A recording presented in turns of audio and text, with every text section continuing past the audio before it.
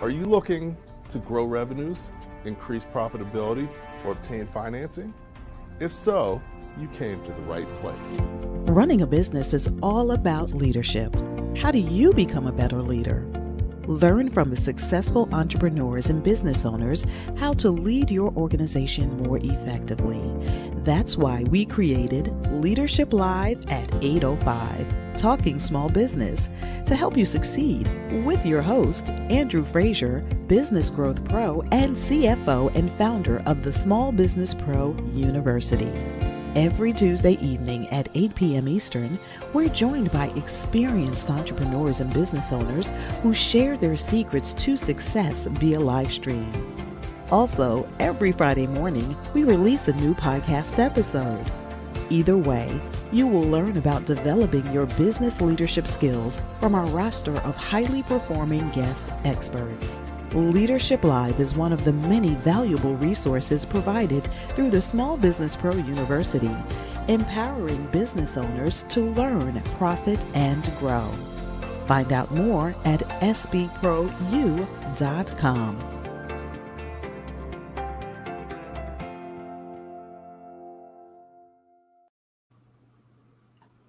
Good evening and welcome back to Leadership Live at 8:05, Talking Small Business. I'm your host, Andrew Frazier, excited to be back once again with you, talking about my favorite topic, small business.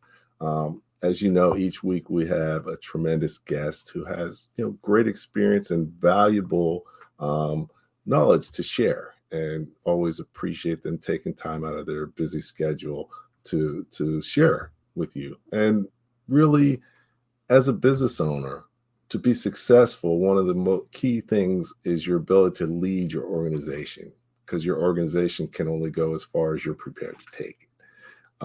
So that's why we focus on leadership. We're doing this for you as business owners. So welcome you to participate, comment, ask questions, and we want to make this as valuable of an experience as possible. This week, very excited to have a special guest, Marjorie Perry. And what we're going to be talking about is really showing you the money.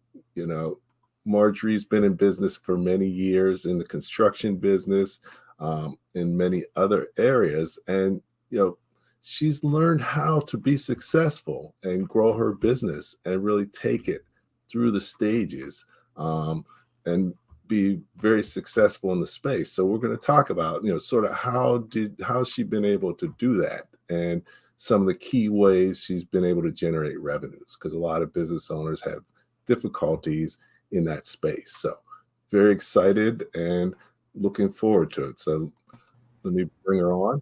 Hey, Marjorie, how you doing this evening? Hey, Andrew, how are you? Thank you for having me. Okay, well, thank you so much for joining us. Always enjoy having great people like you on the show. Even though we haven't seen each other in person in a long time, because in a long time, that's right. Stuff, being able to connect virtually and hang out is always great. So, definitely looking forward to chatting with you. But one of the key things is, everybody has a journey. And usually journeys are a lot different than you would think they would be. And I'm sure yours is also, nobody's journey just goes straight. It's jagged, you're up sometimes, you're down sometimes. So if you could talk a little bit about your journey, some of the key highlights, and some of the key learnings would be great. Oh, sure. Well, good evening, everyone. As Andrew said, my name is Marjorie Perry, and I'm President and CEO of MZM Construction and Management, located here in Newark, New Jersey. Where do I start? I'm going to start with, I'm a Newark, full-grown woman, New Jersey girl, okay? So my journey started in Newark, and I was very, very, very, very interested always in being creative. Now, when I started out, entrepreneurship was certainly not something that was on my mind, or did I have a project to work with or to do. It's just not even something that was on my mind. So I went to grammar school, went to high school, graduated, went to Kane University, was Kane College at the time, became an educator. And I was caught up in the first year of being laid off for teachers in Newark. I said, okay, this is not enough for me. The kids were great, but the curriculum, same thing every day. I was just too restless and too curious. So I decided to go and look for something else. And one of the things that excited me was corporate America. Didn't know anything about that, but I decided to apply to a company we all know is 3M. And that was my first corporation job. And that was okay, but it was very much like the Matrix, everybody with the same blue suit or black suit on. So it's a little bit hard structured for me. United Airlines after that came calling. I said, okay, fine, I can travel. Maybe I can do corporate a little bit better, and moved on to being one of the top sales and marketing individuals for United Airlines out of New York City. Now, that led me to really where my eyes were open to even think about having my own business at the time. I didn't really have a platform at the time of what that looked like. I didn't have a product to sell. I was just very, very interested in being an entrepreneur. Now, let me tell you how I got to that. My charge was to get as many top individuals on our 767 to fly from New York to Hong Kong or Tokyo.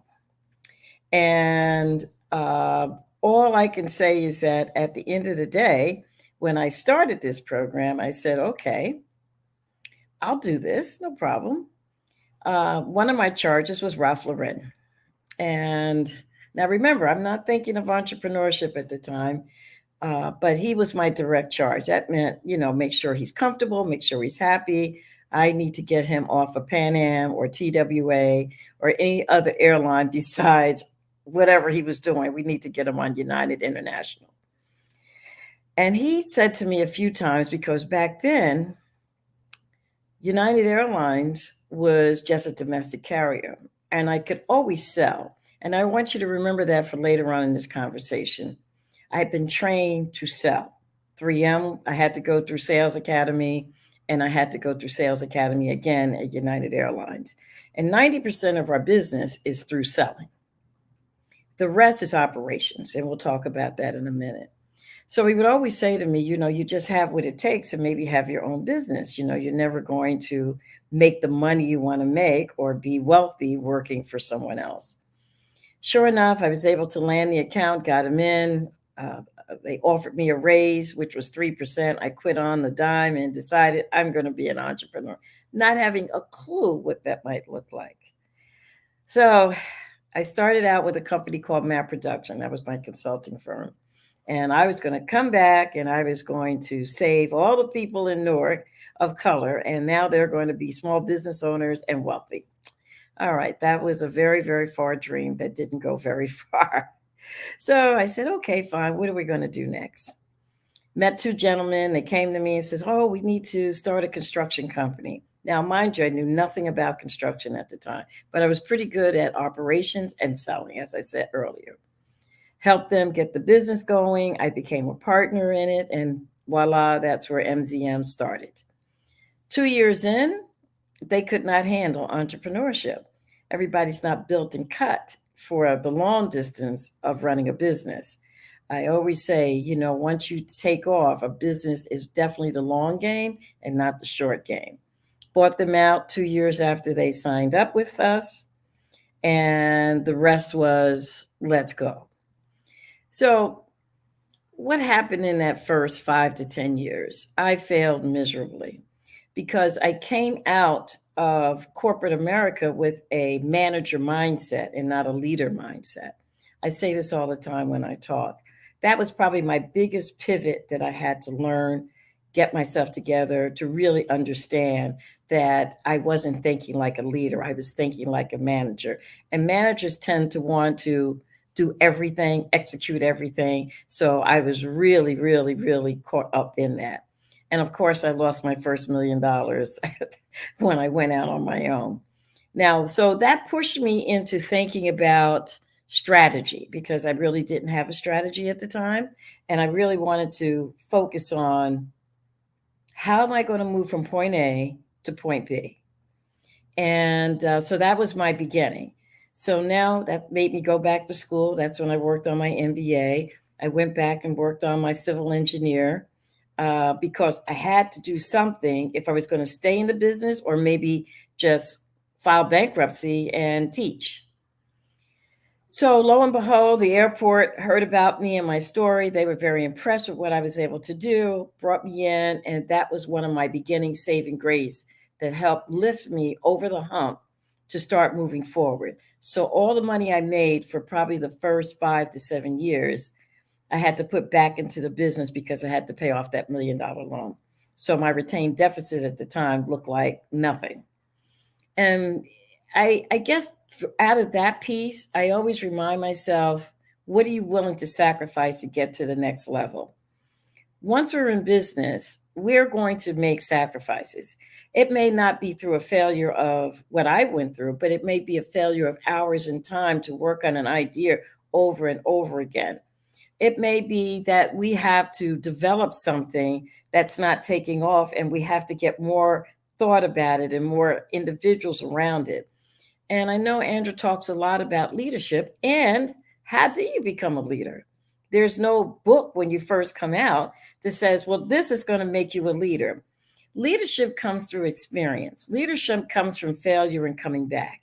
Leadership comes from falling down and getting up and asking the right questions and examining why the failure occurred. So that is what I want to start you with. And let's go and see what Andrew has for me. Excellent. So we'll take it from there. I always love hearing people's journeys because I always learn new things about them. And, definitely, didn't realize you spent some time at 3M, which is, I studied engineering as well and spent some time out in Minneapolis. Well, so, former teacher, but you hit on so many key points. So we're going to delve into some of those. But before we do that, I'm just going to take a second to introduce the Small Business Pro University because, I do all my activities and everything through it. So it's good for people to know what it is. And then I'll be back, after a quick video. And Marjorie and I are going to be talking small business. Looking forward to it. Do you own your business or does it own you? Is your business growing and are you making enough money? As a business owner, there are so many things you need to know to become more successful. Hello, my name is Andrew Frazier, the Business Growth Pro and CFO. I created the Small Business Pro University for you. Small Business Pro University has self-paced, dynamic, multimedia learning experiences created by more than 20 instructors who are business owners just like you. Small Business Pro University will empower you to become a masterpreneur by learning the secrets to creating a successful enterprise, to go from working in your business to working on your business. Take advantage of our strategic coaching program or just simply choose the courses that you need. At www.sbprou.com, we will empower you to thrive and not just survive and make more money in any business environment. Okay, welcome back. I'm here with Marjorie Perry, talking small business, and we're talking about show me the money.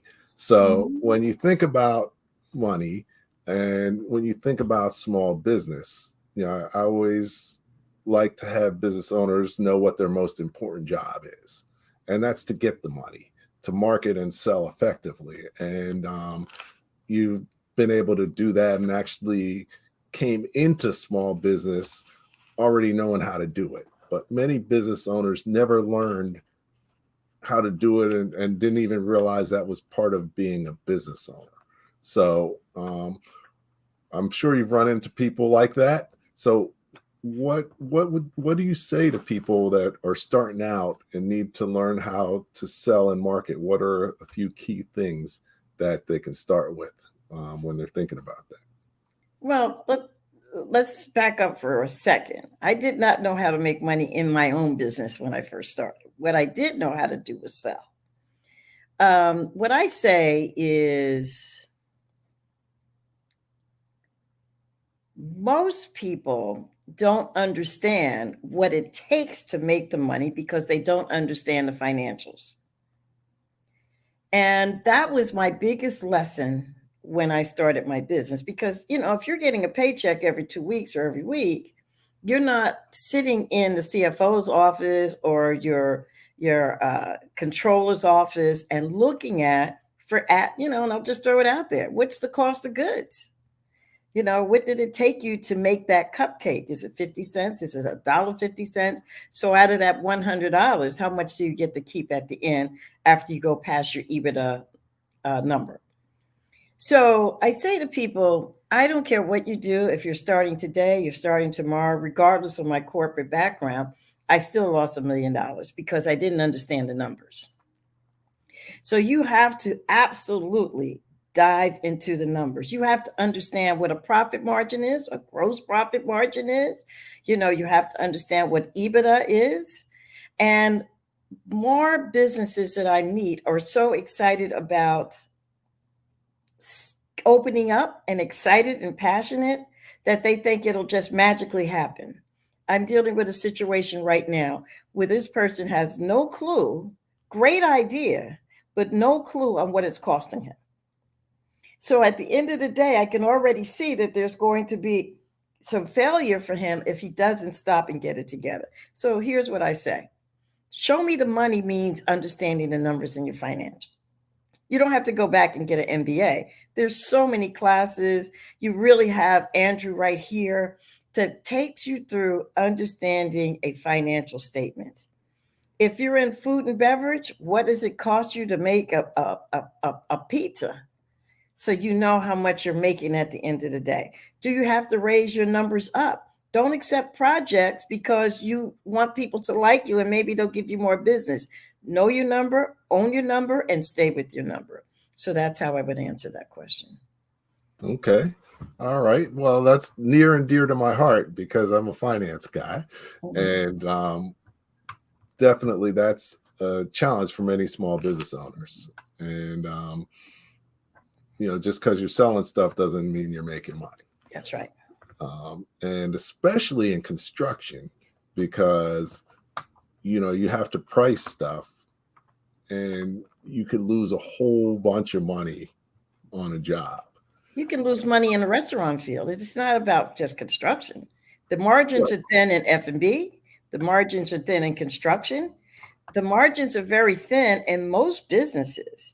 So, I will say that not especially in construction. You just got to understand what the numbers are because you can be extremely profitable in construction. Right. But if you're a hands-on person and you're going to leave the numbers to the secretary, then yes, you could lose a whole lot of money. I've been coaching a couple of people that are in the food and beverage space. They don't have a clue what it costs to run the business. Yep. But they make the best darn dishes you'd ever want to eat. So I think I just want to make sure that it's not just about construction because I'm not pigeonholed in construction. I look at a lot of other business and I factor in what their cost of goods are. I look up in the national registry what your margin should be. Are you supposed to be at 30%, 14%, 15% per industry? There's that data out there. So you need to know what the data is and what your margins are telling you. And if you don't understand, they need to come to you and find out how to measure their margins because their margins is telling them how profitable they're going to be. Yep. No, that's key. And one good way for people to learn that is I teach part of the business planning workshop for the Small Business Development Center in Newark. And basically it's a 20-hour course. So I teach 10 hours of finance and accounting where you learn all the things that you need to know as a business owner. And that's coming up in October. I'll find a link for it for anybody who wants to do it because great learning experience. And it's only $50. Where can you beat that? So definitely understanding the numbers is key. You talked about it being a long game. Entrepreneurship's a long game. So what does that mean? What does that have you? How do you treat it differently than the short game? What is, how do you make, prepare for the long game and prepare to be successful? And how does that look relative to just running your business for today? Well, I don't know a short game in in entrepreneurship. So there is no short game, or don't start a business. Um, your first 4 or 5 years, depending on what experience you're bringing to the table, it's going to take anywhere from 5 to 7 years to really understand your business, your model, your customers, and where you want to be in terms of your growth. Most businesses start out as a boutique business versus a growth business because they don't understand that. Now, if you're going to start a small business and you are doing anything, you can't look for, your first payday and you've succeeded. So that's what I mean by the long game. It's going to take a good 5 to 7 years before you start really rolling in, a consistent rolling of cash coming in, product development, consistent customers, and not being in the transactional world. So depending on if you're in residual or if you're in transactional, it's a 5 to 7 years before you're starting to really find your wheels that's going to take you for the long game, which most people are looking at a succession plan in 20 years. Okay. All right. No, that's great. One thing I always tell business owners is, everything in small business tends to take longer and cost more than you expected. So preparing yourself for that and being able to, weather the storm and being committed to doing what needs to be done. And a lot of that's sacrificing, like you had mentioned. And different business owners take sacrifice in different ways. But when you're working with business owners and really, you talked about transitioning from being a manager to a leader. What were some of the things you had to stop doing, and what were some of the things that you had to start doing to be able to make that transition successfully? I had to stop working on the business. I was so much in the business. I was constantly working in the business. I was not devoting enough time and hours to growing the business. I wasn't hiring correctly. So if that person wasn't able to produce, then I would take that person's job on and I would do mine and theirs. Um, I was too much of a micromanager in the beginning. I was too much of a perfectionist in the beginning. All of these things are going to slow you down into really becoming a very strong and solid leader. So I had to actually hire a professional coach to okay, what am I doing wrong here? Because the business is not moving. So those were some of the things that I had to do to get my trust factor up. Because another thing I think sometimes small business, especially African Americans and or Latin descent, we don't trust easily. So we think if we don't do it, nobody else can. And that kills the momentum to becoming a very strong and powerful leader. How do you get to the place that you allow people to fail and not fall apart because they did? What trainings do you have to put in place, not only for yourself, but for your team?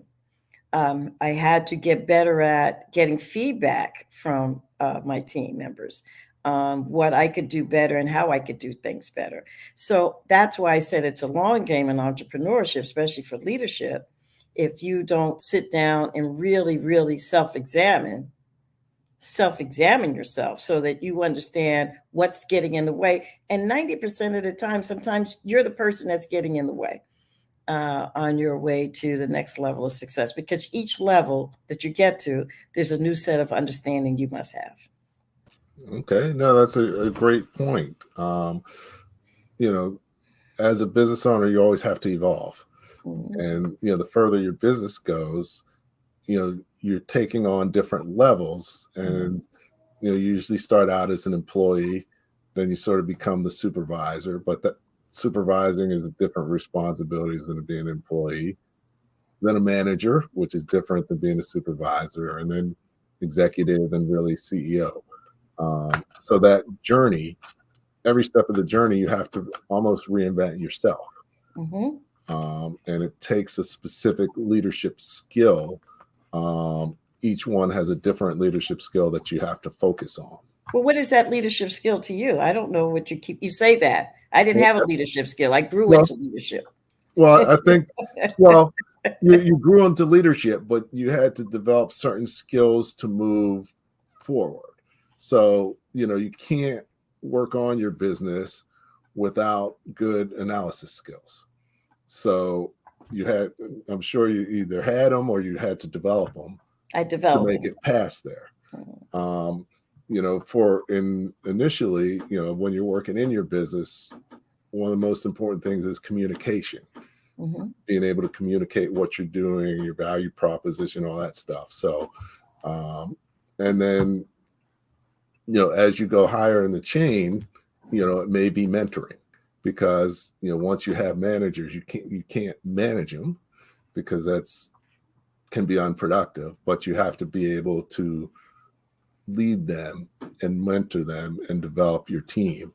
So, yeah, I think of it as, I work with a lot of business owners and sort of see where they are along the journey of evolving in terms of their skills, in terms of their business structure, in terms of challenges they need to overcome, and actually sort of codify that into my Masterpreneur Playbook, which is a book I wrote last year. So, but it has a more detailed, but definitely as you evolve.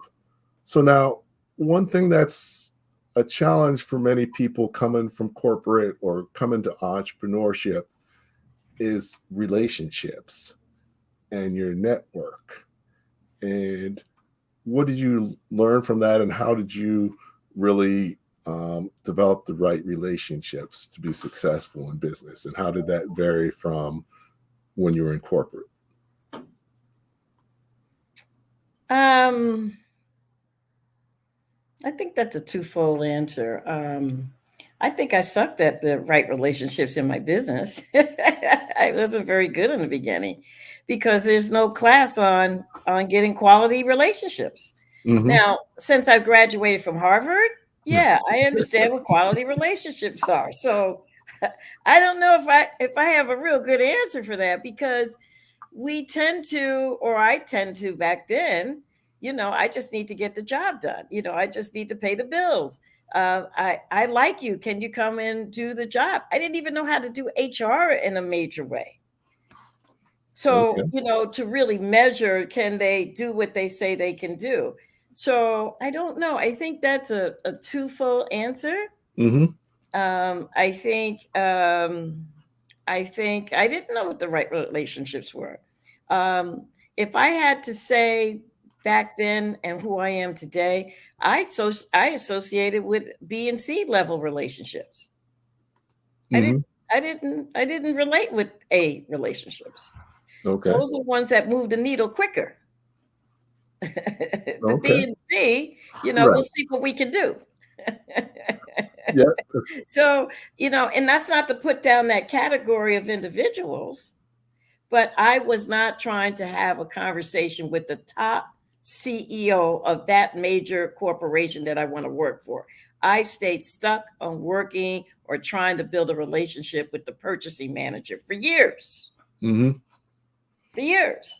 And that's a very slow climb if you do it that way, if you're not talking to the heads of state. So I don't know if I answered that fully, but I don't want anyone to go away thinking that there's a rule book on the right relationship. You got to understand, are you talking to A category, B category, or C category? C is going to slow you down. B might be able to get you going a little faster, but A is the rocket ship that helps make your business more profitable. Okay. So definitely finding the right people to talk to in terms If you know of, what that is. and figuring out what that is. And then also it can be a challenge actually getting to talk to them. Not really. Mm-hmm. No. Okay. Yeah. Because 90% of the time they're going to be at an event. Okay. And we tend to go up and just say hello and walk away. Okay. Because that's the big kahuna.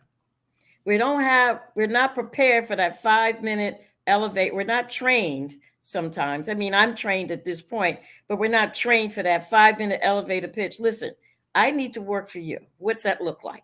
And have the confidence to do that. So I challenge that, because they will ignore you and walk away. There's no question. Mm-hmm. But if you're compelling enough, they'll stop and listen. Yes. So, but for a lot of small business owners, first, they got to get in the room, because a lot of business owners don't join chambers or attend the right events to even get in the room.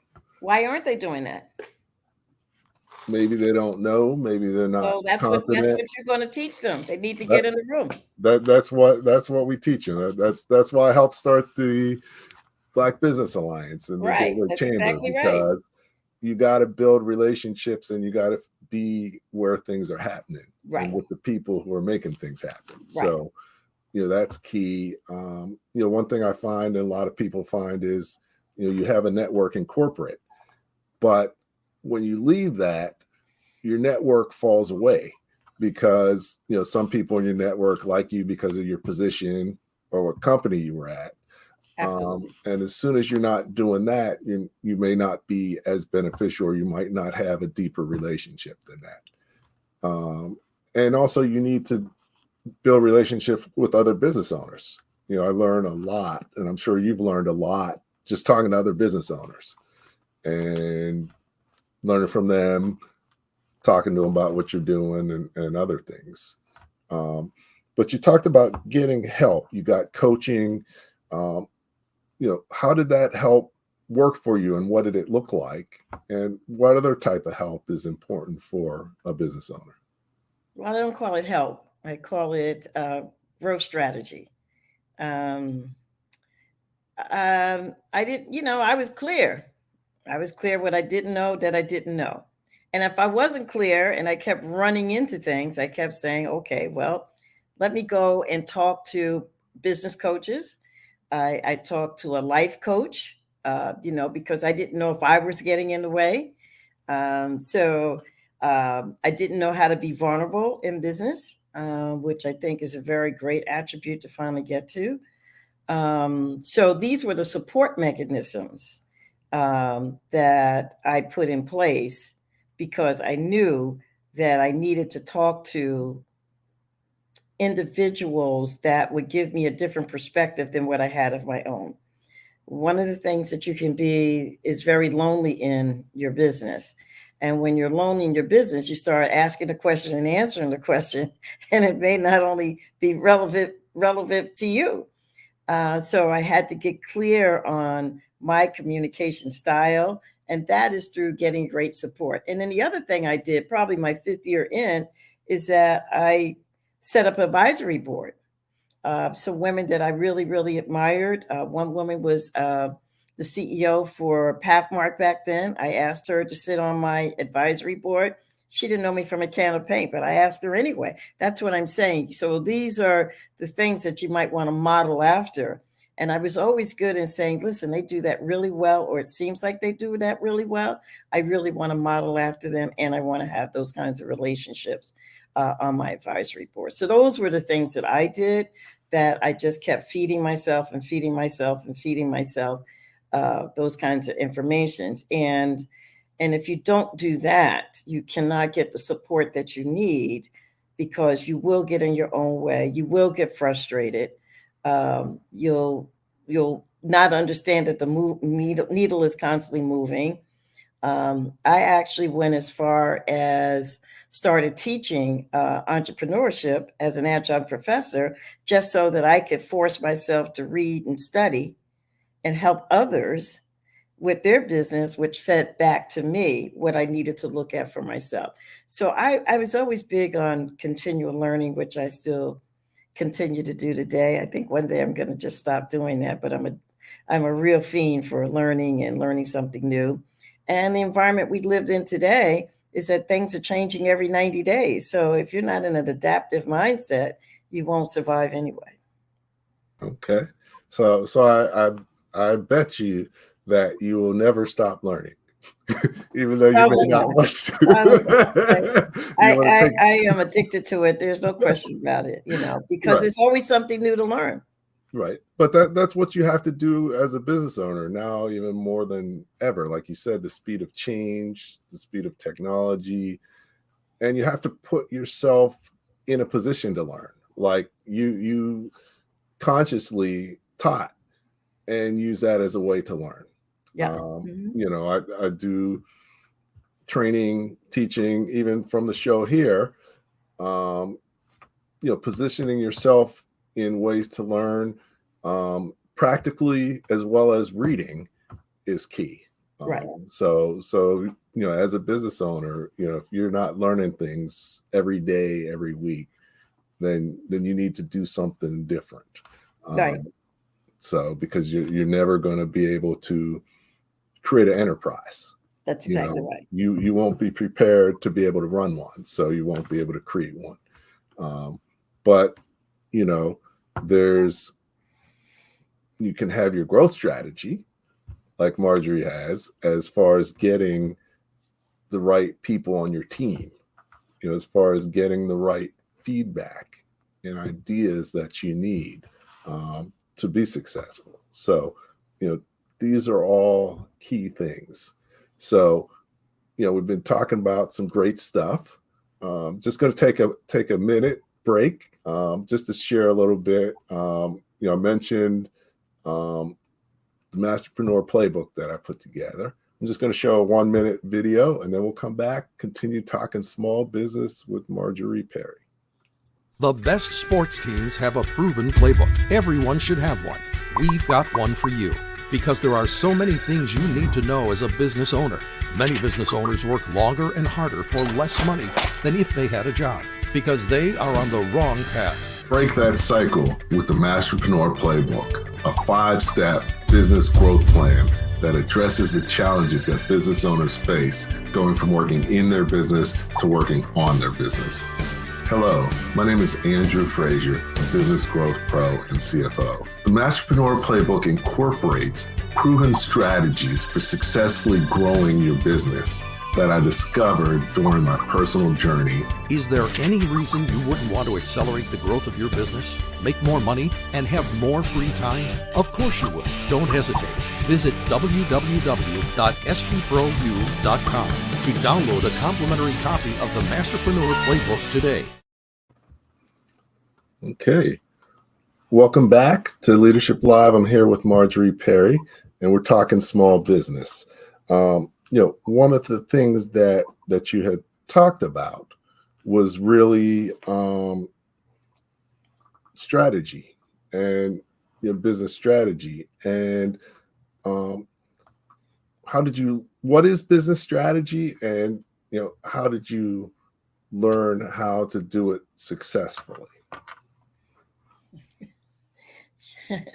You like using that word successfully, but I don't know. I think my strategy is constantly evolving. Strategy is who, what, when, where, how. That's strategy, bottom line. Who is the customer? What is your value proposition? How are you going to be profitable with it? And how can you share that with the world? That's a strategy. Who's the competition?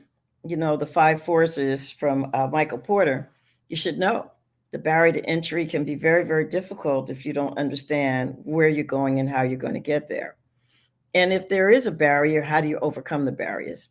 If there's a threat, do you know what that threat is? Is there somebody that's going to model after you and take away everything that you built up in 2 years?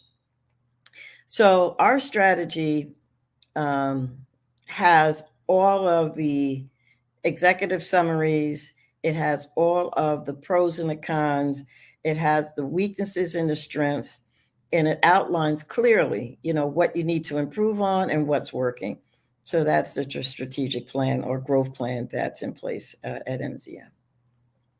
Okay, great. And, one key thing about strategy is, you really have to do analysis. You can't just come up with a strategy that's good if you're not really taking some time to do some analysis and to plan around it.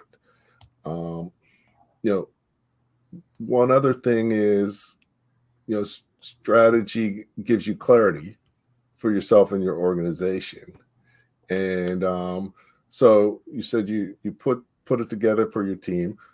Who works on it with you, and who do you give it to, and who do you share it with, and why?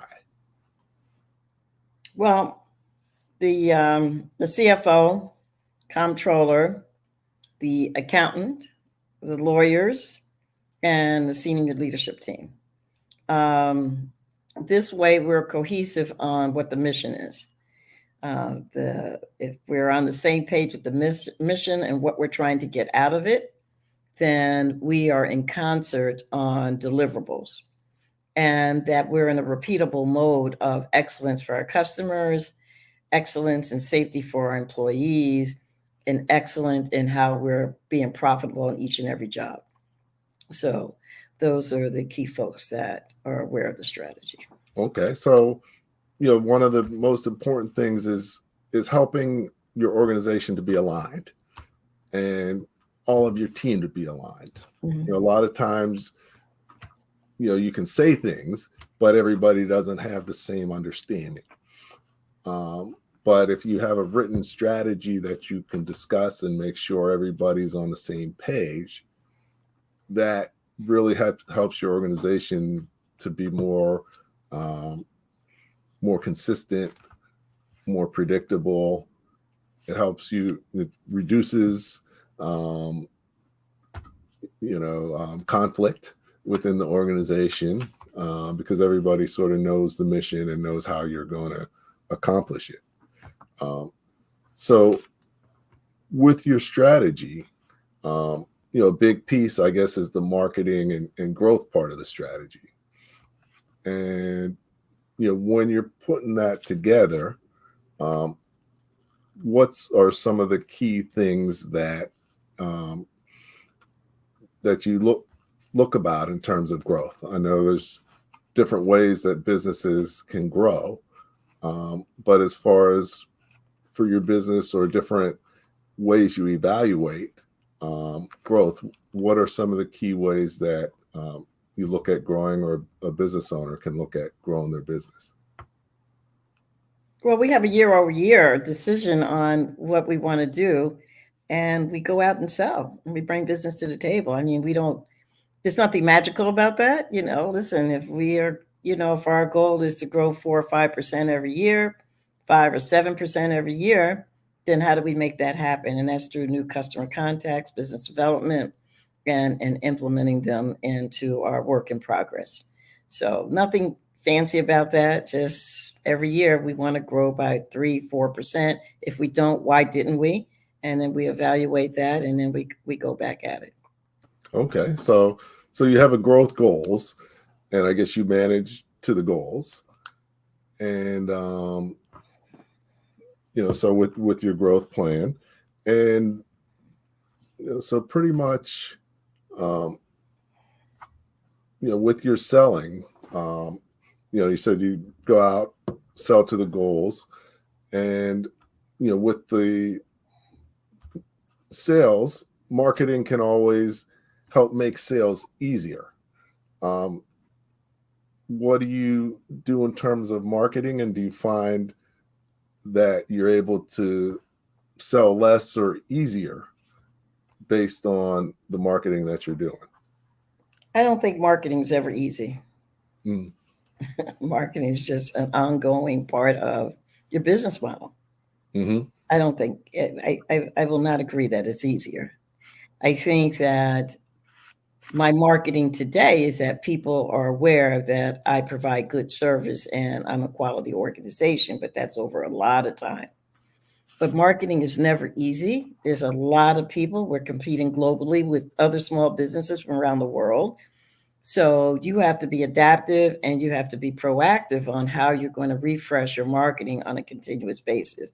And Right. that's just based on social media. I mean, every day they're posting, every day they're getting their name out there. So I don't know if it gets easier. I think it's just consistent and the message needs to be clear. You know, what do I do, how I do it. I think the announcements of some of the successes need to be constantly reinforced because people don't pay attention to marketing like they used to. They Hmm. pay attention to consistency in messaging. Okay. So it So has yeah, shifted dramatically to me. right, right. No, and more. I look at marketing making sales easier. I'm not in that business. I'm in the Okay. construction. I have to bid. Okay. Oh, Okay, I have to okay. bid. I bid So. work. I'm federally mandated or state mandated. So what we Okay. do So. is have the opportunity to talk to those people that I can bid to, but then Mhm. it's like the best and the best number possible. And even if you're selling, the only thing that I can think of that you can sell is food. Everything else today, if you're a different kind of business, may even be selling widgets. You have to bid it. If anything, it's over $17,000, especially if it's on a state level. Okay. Okay. That's what I mean by that. I don't think it makes it easier. They know you, but if you can't produce, it doesn't matter anyway. Okay. Okay. Mhm. Cool. Cool. So, one thing we always look at and try and take away key things is, based on what we've talked about, we've covered a lot of topics from leadership to strategy to selling, a little bit about operations. Actually, we didn't cover too much on operations, but you mentioned it and you said you may want to come back to it. Is there something you wanted to share on the operations Listen, side? I think operations sometimes is bigger than selling because Okay. you can bring a lot of business to the table, but if you cannot execute, that's a tough day. That's a tough day. So you've got to have those processes in place. You know, when the work comes in, how does it funnel through? What does that look like when they're in the middle of it? Who's in charge of logistics? How does the supply chain drop down? And how does the deliverable get to the customer?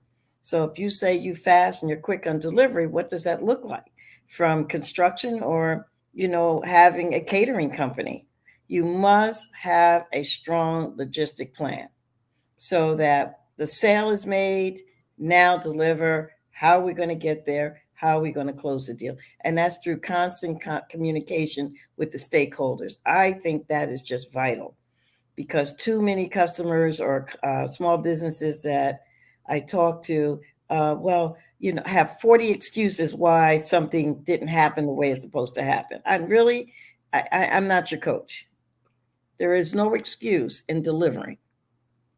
You have Mhm. the opportunity, you need to deliver. So therefore, you need to know what your processes are.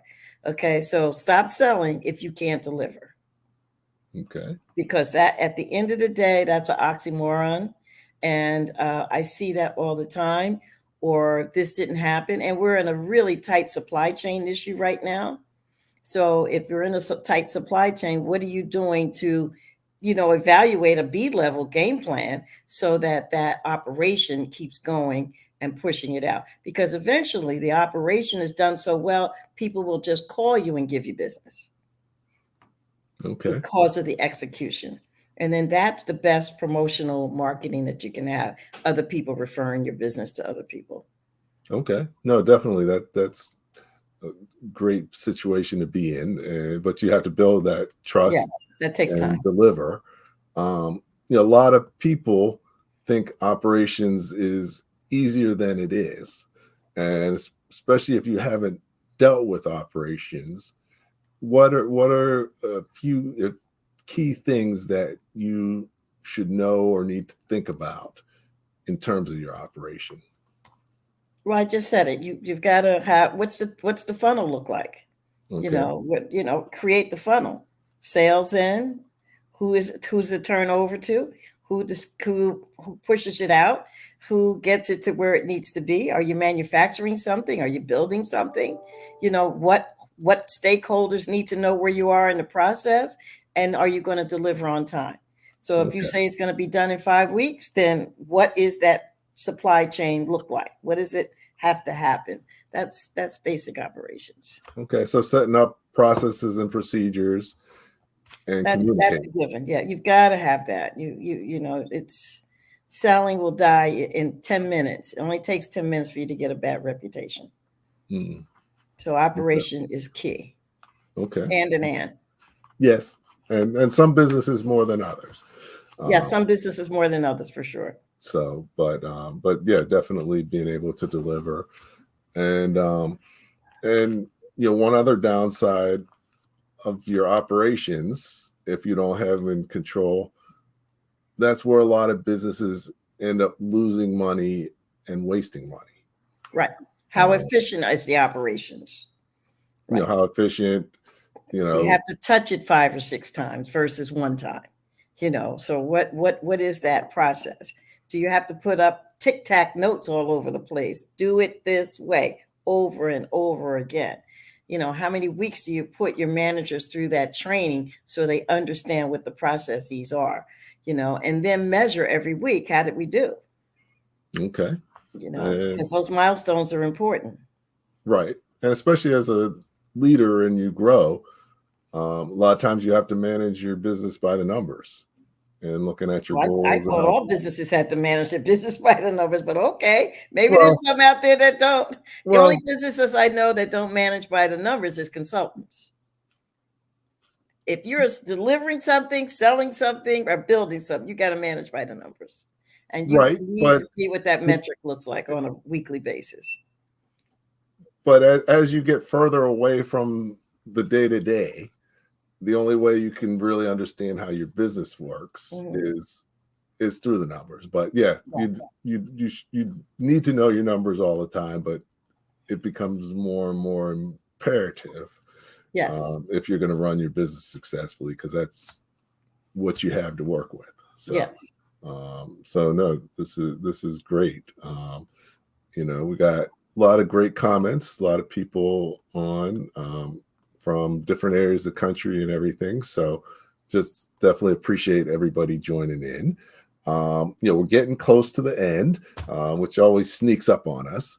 But one thing I always ask the guests is to really think about, 3 key things that people should take away from what we discussed tonight so that they can put them to use and start implementing them tomorrow and be more successful. So I'll give you a minute to think about it, but if you can leave us with 3 key things, that's always valuable, because sometimes you can't recall everything and you can only do a certain number of things, but at least getting started with the right things is key. So we'll take a minute just to learn a little bit about the Power Breakfast, the events that we have. We have one coming up on October 28th.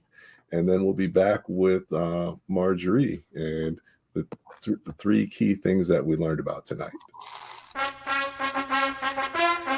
If you are looking to increase revenues, improve profitability, and or obtain financing for your business, you need to check out the Power Breakfast and Small Business Pro conferences. My name is Andrew Frazier. One of the things we're here to do is supercharge your day. Today's Power Breakfast has really been a phenomenal experience. I think it's exactly what business owners need, some true guidance of people who are genuine and really are leading them in the true direction of business growth and expansion. The Power Breakfast is so important for the entrepreneurial community because it gives the various business people who come together an opportunity to interact and also do some business. These events, hosted by Andrew Frazier, President and COO of Small Business Like a Pro, will supercharge your day.